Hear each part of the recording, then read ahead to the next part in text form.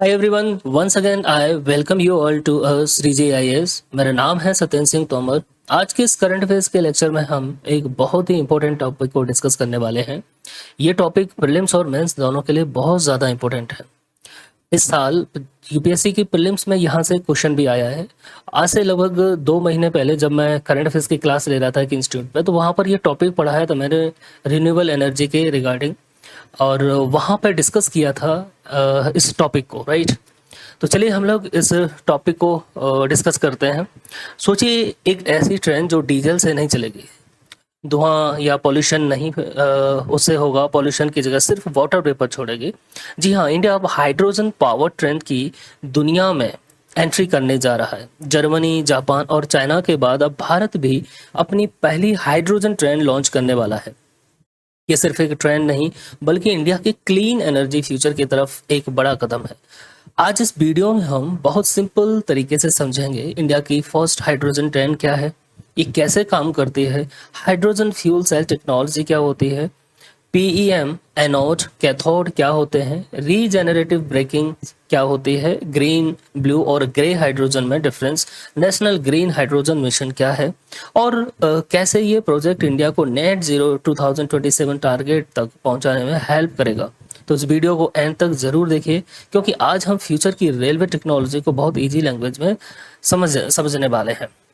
India अब hydrogen, अब news में ये क्यों है इसको देखते हैं। इंडिया अब हाइड्रोजन पावर ट्रेन चलाने की तरफ एक बड़ा कदम ले चुका है। 22 मई यानी 22 मई 2026 को रेलवे बोर्ड ने इंडिया की पहली हाइड्रोजन पावर्ड ट्रेन को अप्रूवल दे दिया है ना। यहाँ पे आप देखें project Hydrail, India transition to zero mission railway, right. तो रेलवे बोर्ड ने इंडिया की पहली हाइड्रोजन पावर ट्रेन को अप्रूवल दिया अभी, और ये ट्रेन हरियाणा में जिंद और सोनीपत के बीच चलेगी। सबसे पहला ये जो पायलट प्रोजेक्ट है आप देखेंगे तो ये जिंद हरियाणा दोनों ही जगह ये कहाँ पर है, हरियाणा में है, जिंद और सोनीपत। इस प्रोजेक्ट को चेन्नई की इंटीग्रल कोच फैक्ट्री है यानी आईसीएफ ने डेवलप किया है।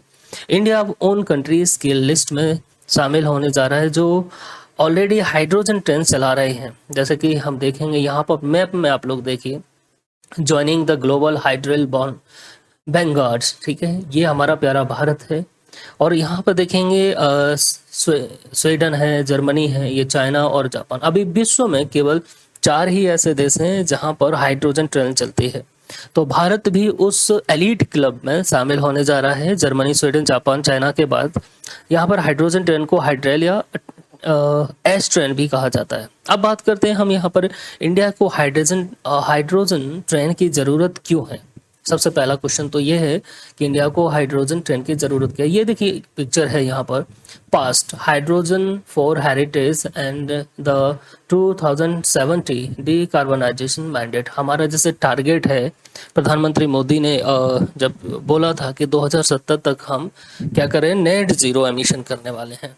तो नेट जीरो एमिशन का मतलब यह है कि एमिशन नहीं होगा, एमिशन होगा बट उतना हम एब्जॉर्ब भी कर पाएंगे, उसको न्यूट्रलाइज भी कर पाएंगे, हमारे पास इतने संसाधन होंगे। तो ऐसे बहुत सारे स्टेप सरकार के द्वारा लिए जा रहे हैं। रिन्यूएबल एनर्जी पर बहुत ज़्यादा पुश किया जा रहा है, ठीक है ना। जैसे इलेक्ट्रिक व्हीकल्स को लॉन्च करना है ना, सन जो सौर ऊर्जा है या विंड एनर्जी है, बायो एनर्जी है, हाइड्रोजन एनर्जी है, इन सभी का हम यूज़ करने वाले हैं इन फ्यूचर। तो ये हमारे बहुत सारे टारगेट हैं। जैसे अभी तक जो ट्रेन चलती थी ज़्यादातर कोयला बेस्ड जो ट्रेन थी। एक और इम्पोर्टेंट फैक्ट है जो आपको याद रखना है, भारत के अभी जो ब्रॉड गेज से चलने वाली ट्रेन, ब्रॉड गेज जो ट्रेन हैं 99% उनका इलेक्ट्रिफिकेशन हो चुका है। लेकिन अभी भी कुछ जगह ऐसी हैं जहां पर जो ट्रेन है वो अभी भी कोयला से चलती हैं, कोयला बेस्ड ट्रेन है ना। तो कोशिश की जा रही है कि इनको रिप्लेस किया जाए, और ये हमारी फ्यूचर बेस्ड ट्रेन है। S2O आपको यहाँ पर लिखा होगा, है ना। तो इंडियन रेलवे का जो एम है कि ऐसी 35 hydrogen power train specially target at the heritage and hill route across the country. जो हेरिटेज हैं वहाँ पर, जो हिल रूट्स हैं वहाँ पर हाइड्रोजन ट्रेन चलाने की ये हमारी प्लानिंग है रेलवे बोर्ड की, इंडिया के है। और इसका एम यही है कि जो डीजल डिपेंडेंसी है भारत की उसको हमको कम करना है, और नेट जीरो एमिशन का जो टारगेट है हमारा 2070 तक उसको अचीव करना है। अब सबसे पहली बात यहाँ पर हम बात करेंगे इसके बारे में कि भारत को हाइड्रोजन ट्रेन की ज़रूरत क्यों है। दोस्तों, इंडिया का रेलवे नेटवर्क दुनिया के सबसे बड़े रेलवेज नेटवर्क में से एक है। हर दिन 25,000 से ज़्यादा ट्रेन चलती हैं। करोड़ ऑफ पैसेंजर ट्रेवल करते हैं। अभी भी कई रेलवे रूट्स नॉन इलेक्ट्रिफाइड हैं और वहाँ डीजल लोकोमोटिव्स का यूज होता है। प्रॉब्लम क्या है? डीजल से चलने वाली ट्रेन से पॉल्यूशन होता है, कार्बन एमिशन बढ़ता है और फ्यूल इंपोर्ट्स डिपेंडेंसी क्रिएट करती है। इसीलिए Indian railway clean energy alternatives पर काम कर रहा है। हाइड्रोजन ट्रेन क्या करती है? पॉल्यूशन कम करेगी, डीजल डिपेंडेंसी रिड्यूस करेगी और नेट जीरो को जो हमारा टारगेट है 2070 का, उसको अचीव करने में हेल्प करेगी। अब ये इंडिया की फर्स्ट हाइड्रोजन ट्रेन, इसके फीचर्स के रिगार्डिंग हम लोग समझ लेते हैं। सबसे पहले अब बात करते हैं इंडिया की पहली हाइड्रोजन ट्रेन के इंपॉर्टेंट फीचर्स की। फीचर्स क्या है इसमें? सबसे पहले कि ये डेवलप की है इंटीग्रल कोच फैक्ट्री चेन्नई ने। कोच इसमें कितने 10 कार ट्रेन सेट है। ये आपको यहाँ देख रहे हैं 10 car hydrogen powered set will operate और मैक्सिमम स्पीड ऑफ 75 किलोमीटर। यानी ये इसकी जो स्पीड रहने वाली मैक्सिमम स्पीड वो कितनी होगी? 75,000 किलोमीटर पर हावर के हिसाब से, है ना। तो इंडियन रेलवे का याद रखना है सोनीपत से हरियाणा, ये इसका जो रूट है पहला जो चयन किया गया है अभी, है ना। और इंडियन रेलवे का hydrogen for heritage program future, ये आप देखेंगे यहाँ पर एनफोसिस। यहाँ पर क्या है, इस हाइड्रोजन फॉर हेरिटेज प्रोग्राम जो है भारतीय रेलवे का, इसमें 35 हाइड्रोजन ट्रेन डेवलप करने का प्लान बना रहा है, स्पेशली हेरिटेज और हिल रूट्स पर। तो ये आपको यहाँ पर याद रखना है। अब बात करते हैं ये हाइड्रोजन ट्रेन क्या होती है। Normally electric train overhead electric wires का यूज करते हैं, है ना। अब यहाँ पर देखेंगे हाइड्रोजन जैसे HFC hydrogen fuel cell technology. Hydrogen trains are electric trains with on board power source unlike conventional electric trains that are powered by overhead wires, right. यानी जो normal electric trains overhead electric wires से power लेती हैं। आपने देखा होगा जब train गुजरती है तो ऊपर ओवरहेड क्या होता है, एक लाइन जाती है इलेक्ट्रिसिटी की और वहीं से वो इलेक्ट्रिसिटी लेती है और उसी से वो ट्रेन रन करती है ना। लेकिन हाइड्रोजन ट्रेन में electricity on board he generate होती है, यानी यहाँ पर वो वायर की ज़रूरत नहीं पड़ती। इलेक्ट्रिसिटी वायर जो वायर होते हैं उसकी ज़रूरत नहीं पड़ती, ये electricity on board he generate होती है। यानी ट्रेन के अंदर ही वो इलेक्ट्रिसिटी जनरेट होती है, यानी ट्रेन के अंदर ही एक पावर जनरेशन सिस्टम होता है।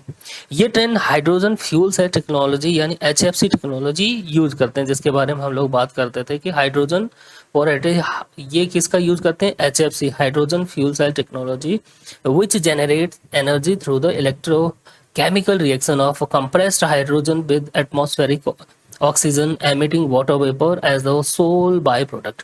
ये क्या होता है? HFC hydrogen fuel cell technology का यूज करते हैं, जो कि जनरेट करते हैं, जनरेट होती है electrochemical reaction of compressed hydrogen, जो गैस होती है कंप्रेस्ड हाइड्रोजन गैस और एटमॉस्फेरिक जो ऑक्सीजन है उससे ये क्या होता है, इसको इलेक्ट्रोकेमिकल रिएक्शन होता है और फिर यहाँ से इलेक्ट्रिसिटी जनरेट होती है। और इसका अगर बाय प्रोडक्ट देखें तो ये वाटर वेपर, केवल पानी निकलता है, इसमें से कोई भी यानी पॉल्यूशन नहीं होता। तो नेट जीरो एमिशन ये मैकेनिज्म है, राइट। होप्स कि ये चीज़ आप लोगों को समझ में आई होगी। हाइड्रोजन फ्यूल सेल टेक्नोलॉजी क्या है इसको हम लोग समझते हैं। यहाँ पर hydrogen train power the future, यहाँ पे आप देखेंगे कंप्रेस्ड हाइड्रोजन ये है, एटमॉस्फेरिक ऑक्सीजन है, ये दोनों क्या होते हैं? हाइड्रोजन फ्यूल सेल इसमें जाते हैं, ठीक है, दोनों के दोनों है। तो यहाँ पर generate electricity emits only pure water vapour, ये देखें यहाँ वाटर वेपर का यूज हो रहा है, राइट। होप सो कि आप लोगों को ये चीज़ समझ में। हाइड्रोजन फ्यूल सेल एक ऐसी टेक्नोलॉजी है जो हाइड्रोजन और ऑक्सीजन के केमिकल रिएक्शन से इलेक्ट्रिसिटी जनरेट करती है। यह कंप्रेस्ड हाइड्रोजन है, यहाँ पर एटमॉस्फेरिक ऑक्सीजन है। जब ये दोनों को केमिकल रिएक्शन होता है तो इलेक्ट्रिसिटी जनरेट होती है। सबसे इम्पोर्टेंट बात, इस प्रोसेस में पॉल्यूशन नहीं होता, सिर्फ वाटर वेपर प्रोड्यूस होता है, जैसा कि यहाँ पे आप लोग देख पा रहे हैं। यहाँ पर इन दोनों के रिएक्शन से इलेक्ट्रिसिटी जनरेट होती है और बाय प्रोडक्ट क्या निकलता है? यहाँ वाटर वेपर, यानी यहाँ पर कोई भी पॉल्यूशन नहीं होता। यानी पॉइंट ऑफ यूज पर ये जीरो एमिशन टेक्नोलॉजी है। अब बात करते हैं यहाँ पर हाइड्रोजन फ्यूल सेल का बेसिक वर्किंग क्या होता है, इसको समझते हैं। इस प्रोसेस में बहुत सिंपल वे में हम लोग समझते हैं। हाइड्रोजन गैस ट्रेन के फ्यूल सेल में भेजी जाती है। हाइड्रोजन गैस क्या होती है, ये फ्यूल सेल है, यहाँ पर भेजी जाती है। वहाँ हाइड्रोजन स्प्लिट होती है प्रोटॉन और इलेक्ट्रॉन में। यहाँ पे देखेंगे आप, प्रोटॉन और इलेक्ट्रॉन में ये डिस्प्यूट क्या होगा, यहाँ पे स्प्लिट हो जाती है ना। अब इलेक्ट्रॉन्स सर्किट से ट्रेवल करते हैं। ये देखिए यहाँ पे इलेक्ट्रॉन क्या होता है, ये सर्किट है, इससे ट्रेवल करते हैं यहाँ पर, ये है ना। तो होप सो कि ये चीज़ समझ में आ रही होगी आपको कि यहाँ पे इलेक्ट्रॉन्स क्या होते हैं कि ये जो एक्सटर्नल सर्किट से ट्रेवल करते हैं, ये एक्सटर्नल सर्किट है, यहाँ से ये ट्रेवल करते हैं और इलेक्ट्रिसिटी यहाँ पर देखेंगे, यहाँ पर जाके ये जनरेट करते हैं। प्रोटॉन मेम्ब्रेन के थ्रू मूव करते हैं। यहाँ पर देखें ये प्रोटॉन है, ठीक है ना।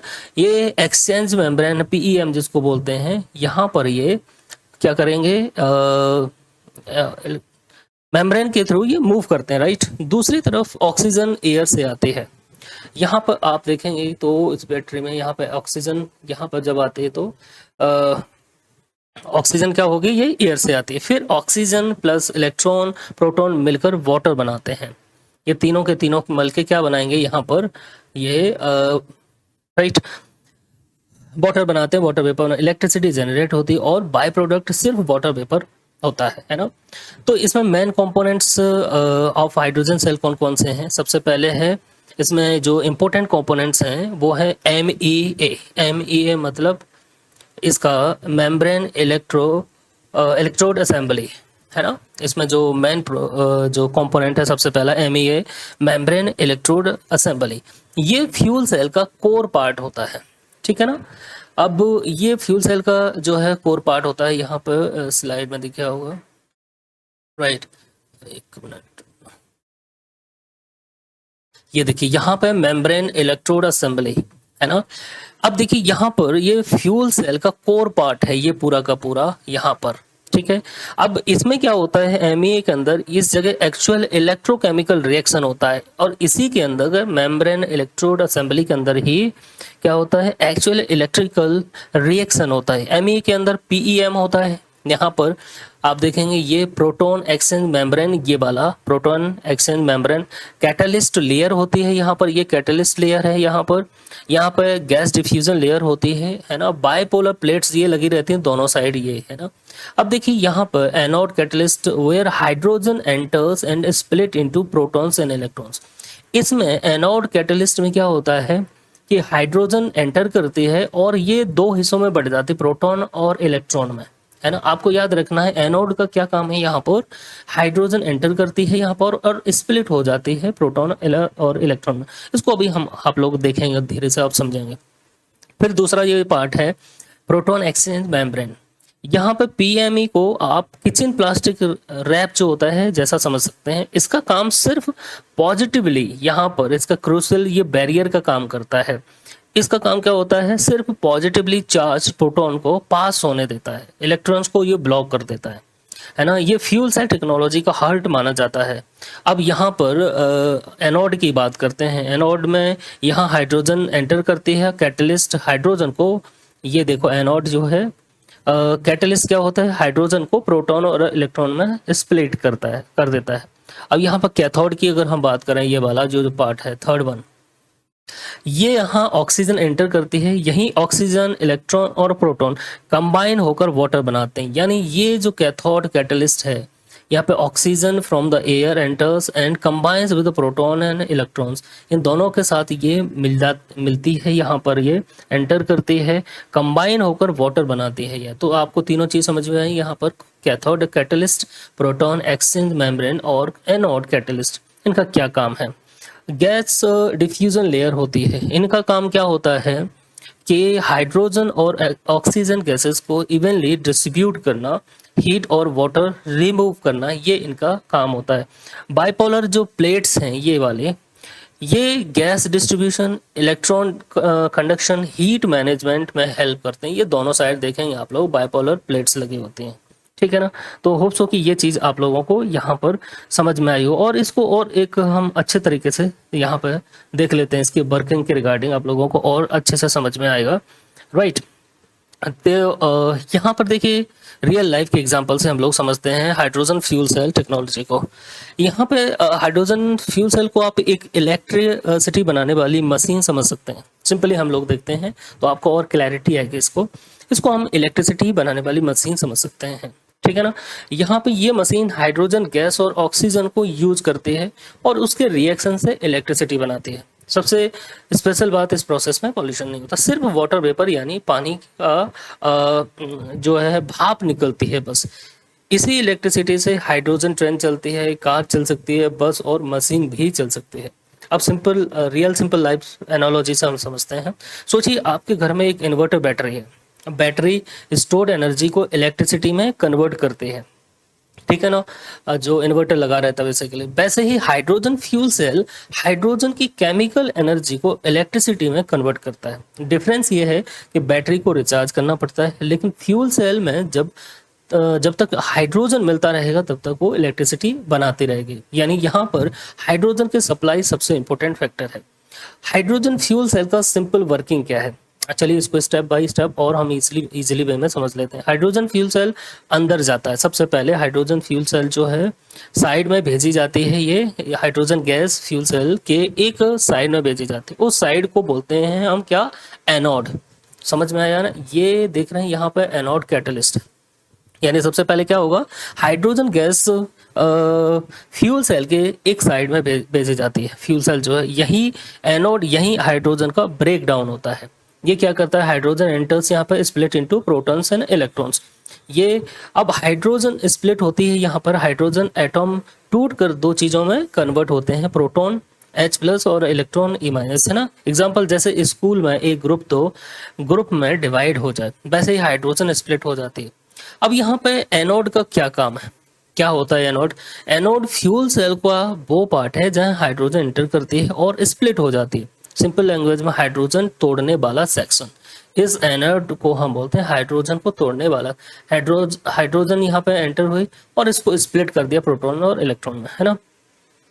ठीक है ना। जैसे किचन में मिक्सर फूड को तोड़ देता है, वैसे ही एनोड हाइड्रोजन को स्प्लिट करता है। जैसे पीईएम का अब यहाँ पर क्या काम है, इसको देखते हैं। यहाँ पर पीएम या हाइड्रोजन स्प्लिट होने के बाद प्रोटॉन्स अलग और इलेक्ट्रॉन्स अलग हो गए। यहाँ एक स्पेशल मेम्ब्रेन होती है, पीएम प्रोटॉन एक्सचेंज मेम्ब्रेन, है ना। ये पीएम में है। यहाँ पर पीएम का काम सिर्फ प्रोटॉन को पास होने देना है, इलेक्ट्रॉन को ये रोक के रख देता है। एग्जाम्पल सोचिए, स्कूल गेट पर सिक्योरिटी गार्ड खड़ा है और गार्ड सिर्फ स्टूडेंट को अंदर जाने देता है और आउटसाइडर को रोक देता है। वैसे पीईएम प्रोटॉन को पास होने देता है और इलेक्ट्रॉन को ब्लॉक कर देता है यहाँ पर। अब पीएम का क्या होता है, पीएम एक स्पेशल प्लास्टिक लाइक लेयर होती है, जैसे हमने यहाँ पर देखा, ये प्लास्टिक लाइक लेयर होती है। ये पॉजिटिव पार्टिकल्स यानी प्रोटॉन को पास होने देती है, लेकिन इलेक्ट्रॉन को पास नहीं होने देती यहाँ पे। इसी वजह से आप देखेंगे कि इलेक्ट्रॉन्स बाहर वाले वायर से ट्रेवल करते हैं। हमने ऊपर वाली जो स्लाइड थी उसमें देखा था कि ये क्या करते हैं कि बाहर वाले जो वायर होते हैं उसमें से ट्रेवल करती है ये, और वही इलेक्ट्रिसिटी बनाती है। इलेक्ट्रिसिटी कैसे बनती है, क्योंकि पीईएम इलेक्ट्रॉन्स को रोक देता है। वो इलेक्ट्रॉन्स बाहर वायर के थ्रू ट्रेवल करते हैं। जब इलेक्ट्रॉन्स वायर में जो इलेक्ट्रॉन्स वायर में मूव करते हैं, इलेक्ट्रिसिटी जनरेट होती है। इसी इलेक्ट्रिसिटी से ट्रेन चलती है, मोटर चलती है। एग्जाम्पल जैसे पानी पाइप में फ्लो करता है, वैसे इलेक्ट्रॉन्स वायर में फ्लो करते हैं, है ना। तोड़ने का काम कौन करता है, कैथोड, है ना। फ्यूल सेल को तोड़ना जो दूसरी साइड होता है उसको कैथोड कहते हैं। यहाँ पर एयर से ऑक्सीजन आती है ना। कैथोड में ये वाला जो पार्ट है, यहाँ पर क्या होता है, एयर से ऑक्सीजन आती है। कैथोड पर ऑक्सीजन, प्रोटॉन और इलेक्ट्रॉन ये तीनों सब मिलते हैं और फाइनली वाटर चलता है। तो कैथोड का क्या होता है यहाँ पर, कैथोड फ्यूल सेल का वो पार्ट है जहाँ ऑक्सीजन आती है और फाइनल रिएक्शन होता है। सिंपल लैंग्वेज है, यहाँ वाटर बनाने वाला सेक्शन है ये, है ना। जैसे किचन में फाइनल कुकिंग होती है, वैसे ही कैथोड फाइनल रिएक्शन कंप्लीट करता है। इसका फाइनल आउटपुट क्या मिलता है, फ्यूल सेल से इलेक्ट्रिसिटी मिलती है और बाई प्रोडक्ट में वाटर वेपर मिलता है, यानी no smoke, no pollution, no harmful gases. इसीलिए हाइड्रोजन फ्यूल सेल को क्लीन टेक्नोलॉजी कहा जाता है, राइट। तो यहाँ पे होप्स हो कि आपको ये चीज़ समझ में आई होगी। यहाँ पे हम लोगों ने डिस्कस किया इसको लेकर, इसको पूरा हर तरीके से यहाँ पे डिस्कस किया। जैसे यहाँ पे देखा इलेक्ट्रॉन्स ये है, ये प्रोटॉन्स हैं, यहाँ पे ये इसको रोक देता है, प्रोटॉन्स को एक्शन करने से, है ना। तो ये दूसरे वायर के थ्रू यहाँ से ये कनेक्ट करता है। तो होप्स हो कि ये चीज़ें आप लोगों को समझ में आई होगी यहाँ पर, है ना। पीएमई क्या होता है ये हम लोगों ने समझा। इलेक्ट्रिसिटी कैसे बनती है कि ये हम लोगों ने देखा, क्योंकि पीईएम में इलेक्ट्रॉन्स को रोक देता है, तो इलेक्ट्रॉन्स बाहर वायर के थ्रू ये क्या करते हैं, यहाँ पर ये वायर है, इसके थ्रू ये ट्रेवल करते हैं, है ना, मूव करते हैं। इलेक्ट्रिसिटी जनरेट होती है, इसी इलेक्ट्रिसिटी से ट्रेन चलती है और मोटर चलती है। कैथोड का काम हमने ऑलरेडी देख लिया, यहाँ पर बात की है कैथोड क्या होता है, ये सब चीज़ें भी हम लोग डिस्कस यहाँ पे कर चुके हैं, है ना। तो होप्स हो कि ये चीज़ आप लोगों को यहाँ पर क्लियर हुई होगी कि हमने यहाँ पर एनोड का, कैथोड का, इन सभी का गैस डिफ्यूजन लेयर क्या है, बाइपोलर प्लेट्स क्या है, स्टेप बाय स्टेप हम लोगों ने ये सब चीज़ें यहाँ पर देखें। अब यहाँ पे एक बात करते हैं, रीजेनरेटिव ब्रेकिंग टेक्नोलॉजी, इसका क्या मतलब है। यहाँ पे इस समय आप लोग देख रहे हैं यहाँ पे कि deploy 35 hydrogen trains first line 75 kilometre जिंद सोनीपत। ये हमारा जो प्रोजेक्ट है इंडिया सा हाइड्रोजन फॉर हेरिटेज मिशन, ये बारे है ना। होप्स कि आप लोगों को ये चीज़ समझ में आई।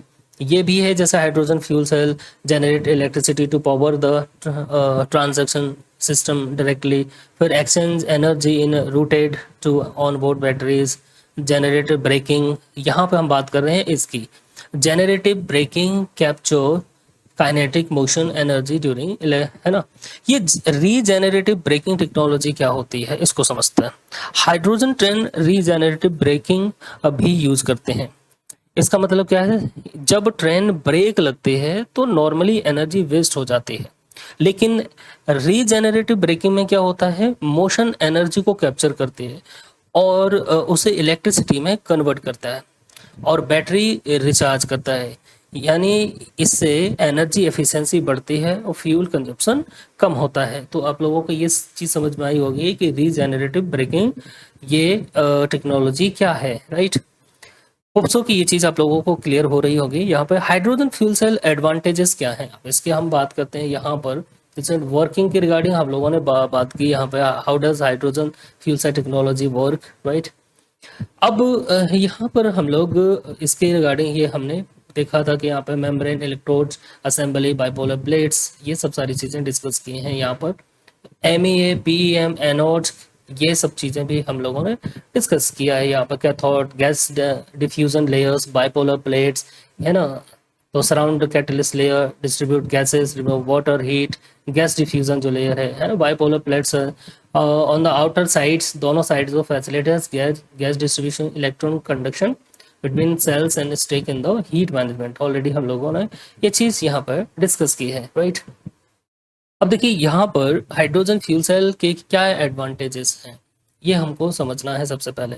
तो एक है सबसे पहले जीरो एमिशन, यानी सिर्फ वाटर वेपर निकलता है। अगर बाय प्रोडक्ट की बात करें तो यहाँ पे वाटर वेपर निकलता है, तो जीरो एमिशन होगा सबसे पहले। साइलेंट ऑपरेशन है, फ्यूल सेल में मूविंग पार्ट्स नहीं होते, इसीलिए नॉइज पोल्यूशन जो होता है, नॉइज बहुत कम होता है। तीसरा है reliable technology, continuous electricity generate possible है इससे। और फोर्थ है clean energy transition, diesel pollution reduce होगा, तो अब ऐसी बात है क्लीन एनर्जी, यहाँ से हमारा जो ट्रांजिशन एम है वो आगे की तरफ जाएगा। सपोर्ट्स डीकार्बनाइजेशन, रेलवे का जो कार्बन फुटप्रिंट है वो कम होगा, ठीक है ना। तो होप सो कि आप लोगों को ये चीज़ समझ में आई होगी। What is the significance of hydrogen trend for India attaining net zero target by 2017, है ना। तो इम्पोर्टेंस अगर इंडिया के संदर्भ में देखें तो नेट जीरो जो टारगेट है हमारा, हाइड्रोजन ट्रेंड्स इंडिया के लिए बहुत इंपॉर्टेंट है। ये इसीलिए कि हमारा देखिए बहुत सारे ऐसे जो एम हैं, जो टारगेट हैं, जो ऑब्जेक्टिव्स हैं, वो इसके थ्रू हम अचीव करना चाहते हैं। तो सबसे पहला है नेट जीरो टारगेट 2070। इंडिया ने 2070 तक नेट जीरो टारगेट रखा है, यानी जितना कार्बन एमिट हो उतना ही एब्जॉर्ब या रिड्यूस भी हो। तो इसमें दोनों ही चीज़ें, एक तो एब्जॉर्प्शन भी है और दूसरा है रिडक्शन। हाइड्रोजन ट्रेन्स इस गोल को सपोर्ट करेगी, ठीक है ना। दूसरा है रिड्यूस डीजल डिपेंडेंसी, जो हमारी आज डीजल डिपेंडेंसी है, जिसकी वजह से डीजल के पेट्रोल के जो प्राइसेस बढ़ रहे हैं और हमारी इकोनॉमी को जो उसका बर्डन झेलना पड़ रहा है, जब वेस्ट एशिया में जो क्राइसिस चल रहा है उसकी वजह से, तो हमारी जितना डीजल डिपेंडेंसी कम होगी, हमारा जितना इम्पोर्ट कम होगा डीजल का, उतना हमारे लिए बेहतर होगा, हमारी बचत होगी, हमारे फॉरेस्ट रिजर्व्स उतने हमको नहीं वेस्ट करने पड़ेंगे, है ना। तो ये है डीजल इंपोर्ट फॉसिल फ्यूल्स पर डिपेंडेंस हम कम करेंगे। क्लीन एनर्जी प्रमोशन है, हाइड्रोजन ट्रांस रिन्यूएबल एनर्जी है, इकोसिस्टम को बूस्ट करेंगे। और रेलवे का जो डीकार्बनाइजेशन है, इंडियन रेलवे फ्यूचर में क्लीनर ट्रांसपोर्ट सिस्टम बन सकता है। आप लोगों ने देखा होगा कि जितने रेलवे स्टेशन हैं अब वो धीरे धीरे क्या होता है कि उन पर सोलर पैनल्स लगाए जा रहे हैं, स्टेब्लिश किए जा रहे हैं। ये इसीलिए हो रहा है कि बहुत सारा इलेक्ट्रिसिटी हम बचा सकते हैं। और इलेक्ट्रिसिटी का जो जनरेशन आज भी भारत में ज़्यादातर कोल बेस्ड है, गैस बेस्ड है, तो उसमें हमारा बहुत सारा खर्चा होता है, बहुत सारा एक्सपेंडिचर होता है और पॉल्यूशन भी बहुत ज़्यादा होता है। इसीलिए इन सब चीज़ों पर ध्यान दिया जा रहा है। ये होप्स हो कि आप लोगों को ये चीज़ यहाँ पर समझ में आई होगी। अब पीएम द सिलेक्टिव सब एटॉमिक फिल्टर, ये हम लोगों ने देखा यहाँ पे, राइट। इसके रिगार्डिंग ज़्यादा हमको इसमें डिस्कस नहीं करना है। इलेक्ट्रोकेमिकल रिएक्शन साइकिल है, कंप्रेस्ड गैस, एटमॉस्फेरिक O2, ये यहाँ पे ऑलरेडी हम लोग उस पिक्चर में ये सब चीज़ों को डिस्कस कर चुके हैं। अब बात करते हैं one of the most component national hydrogen energy mission, जो भारत का नेशनल ग्रीन हाइड्रोजन मिशन है। 2023 में यूनियन कैबिनेट ने national green hydrogen mission approve किया था और यहाँ से क्वेश्चन भी आया है इस बार के जो प्रीलिम्स में। इसलिए आपको ये चीज़ ध्यान रखना है कि ये नेशनल, इसी के जो नेशनल मिशन है, इसी के रिगार्डिंग क्वेश्चन आया, हम लोग देखेंगे अभी यहाँ पर। ये लॉन्च कब हुआ था आपको याद रखना है, 2023 में। कैबिनेट जो यूनियन कैबिनेट है अभी उसने इसको लॉन्च किया था, राइट। अब यहाँ पर मिशन का जो ऑब्जेक्टिव है, इंडिया को क्लीन एनर्जी लीडर बनाना। दूसरा है एनर्जी डिपेंडेंस अचीव करना। ये देखें हमारा टारगेट है 2047 तक, यानी यहाँ पर विकसित भारत को, हमारा जो सपना है, जो हम ये टारगेट लेकर चल रहे हैं 2047 तक, 2047 तक विकसित भारत का जो सपना है, तो यहाँ पर हमारा एक और भी टारगेट है एनर्जी डिपेंडेंसी। अगर एनर्जी डिपेंडेंसी हमारी अगर हम इससे बाहर नहीं निकलेंगे और दूसरे देशों पर एनर्जी डिपेंडेंसी बनी रहेगी, इंडिपेंडेंस बनी रहेगी, डिपेंडेंसी, तो दिक्कत होगा। तो यहाँ पर हमको एनर्जी इंडिपेंडेंस होना है, राइट। और इसका थर्ड जो नेक्स्ट जो टारगेट है वो है क्या, 2070 तक net zero complete decarbonisation of the national economy. ये आप लोगों को देखने को है ना। मिशन के टारगेट क्या हैं ये भी हम लोग यहाँ पर देखते हैं। देखिए यहाँ पे ग्रीन हाइड्रोजन एटलीस्ट, यहाँ पे the mission aim to build capacity to produce green hydrogen at least 5 million metric ton per annum. यानी हमारा जो प्रोडक्शन, ग्रीन हाइड्रोजन प्रोडक्शन का जो टारगेट है कि 2030 तक, 30 तक कितना, 5 मिलियन मीट्रिक टन एनुअली, ये हमारा एम है। को हमको क्या करना है, प्रोड्यूस करना है। The potential to reach 10 million metric ton per annum with growth of export market. यानी इंडिया का टारगेट है कि 2030 तक 5 million metric ton green hydrogen production, future में ये 10 मिलियन मीट्रिक तक प्रोडक्शन पॉसिबल हो सकता है। अब ग्रीन हाइड्रोजन का यूज कहाँ होगा, ये सब चीज़ें हम लोग देखें। उससे पहले इसके और कुछ टारगेट्स हैं, इसको हम लोग देखते हैं। जैसे यहाँ पे इसका green hydrogen drive synthetic fuels including green ammonia, green methanol, ये हम लोग अभी देखें। सबसे पहले थोड़ा सा इसको और देख लेते हैं, नेशनल ग्रीन हाइड्रोजन मिशन। यहाँ पे देखिए आउटलेट, जो बजट आउटलेट है वो है 19,744 करोड़, यानी लगभग 20,000 करोड़ का हमारा ये प्रोजेक्ट है। इसमें development of green hydrogen production capacity at least 5 million metric, है ना, तो मीट्रिक टन पर एनम। हर एक साल हमारा ये टारगेट है कि हम इसको कितना करना है, ये 5 मिलियन मीट्रिक टन 2030 तक। Renewable energy capacity addition of about 125 gigawatt in a country, या जो हमारा रिन्यूएबल एनर्जी कैपेसिटी टारगेट है उसमें एडिशन करना है 125 गीगावाट, है ना, कंट्री में, राइट। 8 लाख, इससे जॉब कितने होंगे, टोटल इन्वेस्टमेंट जो है 8 लाख करोड़ होगा इसका। जॉब लगभग 6 लाख जॉब इससे क्रिएट होंगे और 1 lakh crore cumulative reduction in fossil fuel imports. जो हमारा लगातार इम्पोर्ट्स जो बढ़ता जा रहा है डीजल पर, तो इसकी वजह से क्या होगा, लगभग 1 लाख करोड़ रुपए का हम रिडक्शन फॉसिल फ्यूल इम्पोर्ट्स में रिडक्शन कर सकते हैं। Abatement of nearly 50 metric million ton of annual green house gas emission, यहीं से प्रीलिम्स का क्वेश्चन बना है, राइट। तो हमको क्या करना है, जो ग्रीन हाउस गैस एमिशन हो रहा है एनुअली, उसको घटा के कितना करना है, 50, इसके माध्यम से 50 मिलियन मीट्रिक टन, ये हमारा ऑब्जेक्टिव्स हैं। यहाँ पर अगर देखें तो हाइड्रोजन, जो नेशनल ग्रीन हाइड्रोजन मिशन है भारत सरकार का, ये है ना। अब बात करते हैं ग्रीन हाइड्रोजन का यूज कहाँ होगा। मिशन का एम है फॉसिल फ्यूल को रिप्लेस करना। ग्रीन हाइड्रोजन का यूज हो सकता है अमोनिया प्रोडक्शन में, याद रखना है आपको, petroleum refining, steel industry, synthetic fuels, green methanol और ग्रीन अमोनिया। यहाँ पे देखा ना आपने, फ्यूल के रूप में green hydrogen, use of green hydrogen derived synthetic fuel जैसे कि ग्रीन अमोनिया, ग्रीन मेथनॉल, ठीक। ये क्या करते हैं, हमारा मिशन जो है उसका जो मेन टारगेट है वो है, तो the mission support the replacement of fossil fuels fuel based feedstock with renewable fuels and feedstocks based on green hydrogen. This includes the replacement of hydrogen produced from fossil fuel sources with green hydrogen in ammonia production and petroleum refining in, तो ये सब चीज़ें हम लोगों ने देखा। यानी यहाँ पे क्या यूज हो सकता है, ammonia production, petroleum refining, steel industry, synthetic fuels, green methanol, green ammonia.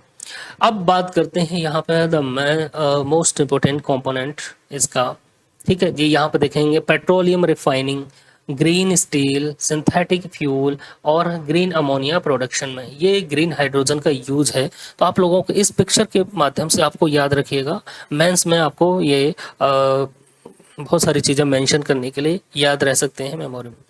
बात करते हैं टाइप्स ऑफ हाइड्रोजन की। सबसे पहले बात करते हैं ग्रे हाइड्रोजन।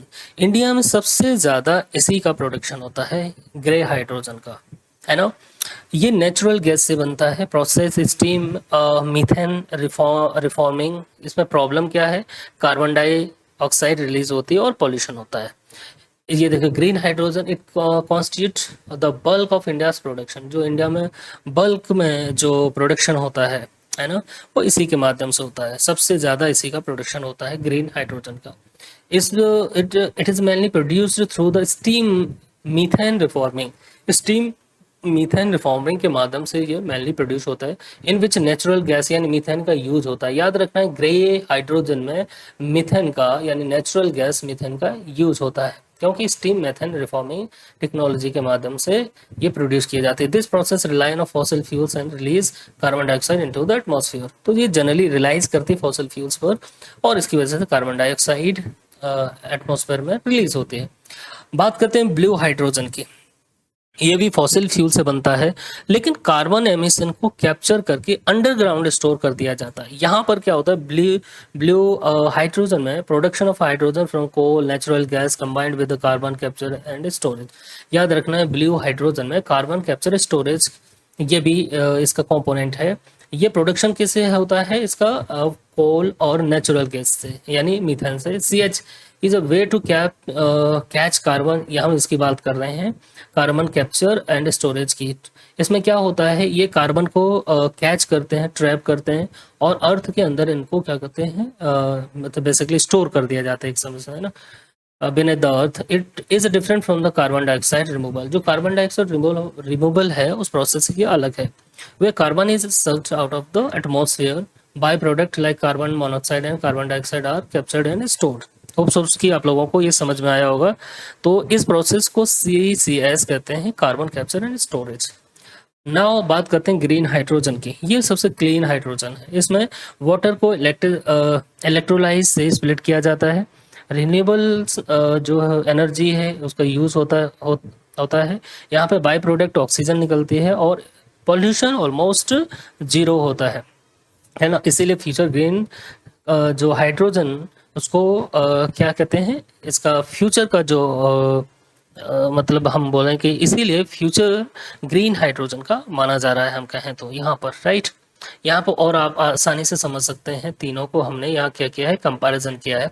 इसका प्राइमरी फीड स्टॉक क्या है, ग्रे हाइड्रोजन का, इसका नेचुरल गैस मीथेन, ठीक है ना। इसका ग्रे हाइड्रोजन का primary feedstock natural gas and methane है। यहाँ पर ब्लू हाइड्रोजन का कोल एंड नेचुरल गैस है यहाँ पर भी, और ग्रीन हाइड्रोजन का केवल वाटर है। तो प्राइमरी स्टॉक क्या है, फीड स्टॉक यानी इसका चारा जिसको बोले हम, है ना, तो ये इसका वाटर है। इसका प्रोडक्शन प्रोसेस क्या है, स्टीम मीथेन रिफॉर्मिंग जिसको बोलते हैं, है ना, ये प्रोसेस प्रोडक्शन है ना, प्रोडक्शन प्रोसेस जिसको हम बोलते हैं।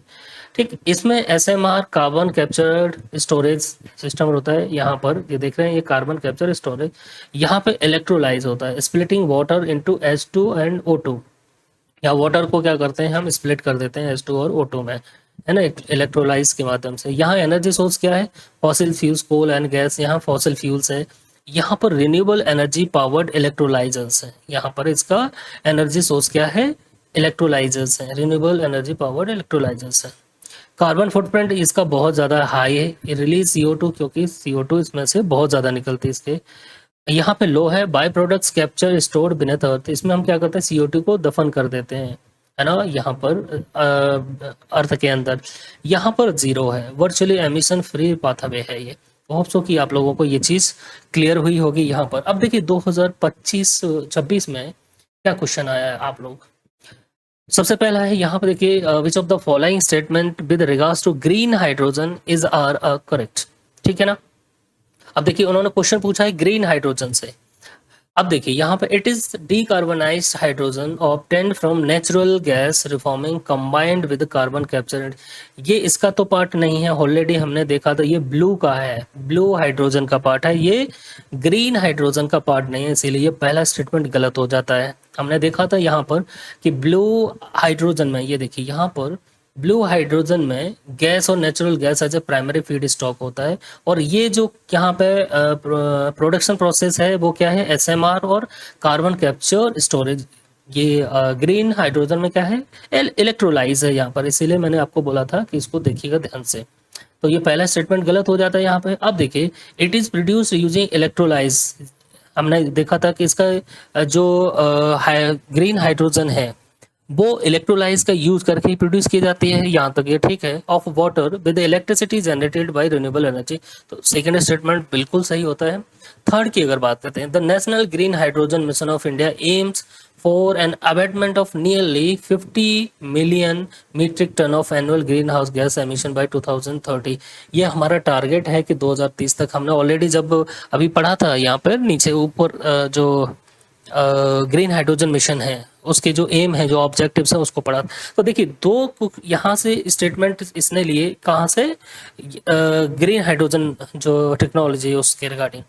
एक यहाँ से इसने लिया हमारा जो मिशन है green national green hydrogen mission है, एक स्टेटमेंट इसने यहाँ से लिया। तो ये दोनों स्टेटमेंट बिल्कुल सही हो जाते हैं, तो इसका आंसर क्या होगा, बी, राइट। होप सो कि ये चीज़ आप लोगों को क्लियर हुई होगी। तो दोस्तों इंडिया की फर्स्ट हाइड्रोजन ट्रेन सिर्फ एक रेलवे प्रोजेक्ट नहीं है, ये clean energy revolution, sustainable transport और फ्यूचरिस्टिक रेलवे टेक्नोलॉजी की तरफ एक हिस्टोरिक स्टेप है। आने वाले समय में हाइड्रोजन ट्रेन्स पॉल्यूशन कम कर सकती हैं, डीजल डिपेंडेंसी रिड्यूस कर सकते हैं और इंडिया को ग्रीन इकोनॉमी की तरफ ले जा सकते हैं। अगर India successfully hydrogen ecosystem develop कर लेता है तो फ्यूचर में ट्रांसपोर्टेशन सेक्टर में बहुत बड़ा ट्रांसफॉर्मेशन देखने को मिल सकता है, राइट।